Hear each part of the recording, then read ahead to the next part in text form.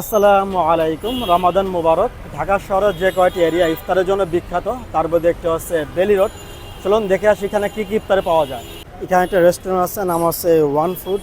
তো আমরা চলুন দেখে আসি এখানে আসলে কী কী ধরনের ইফতারি পাওয়া যায়। তো এখানে কিন্তু হালিম আছে, বড় আছে, ছোটো বড়া, বড় আছে গাজর ফিরনি, chicken fish ball, chicken shashlik, Thai spicy. তো এখানে কিন্তু অলমোস্ট সব ধরনের ইফতারি পাওয়া যায়। এখানে আছে কাবাব আছে, কিমা পরোটা আছে, পরে হচ্ছে জালি কাবাব, ফিশ কাবাব, ভেজিটেবল রোল। পরে এইদিকে অ্যাজ ইউজুয়াল যে আইটেমগুলো থাকে, ছোলা, পরে হচ্ছে চিকেন অন্থন, পেঁয়াজু।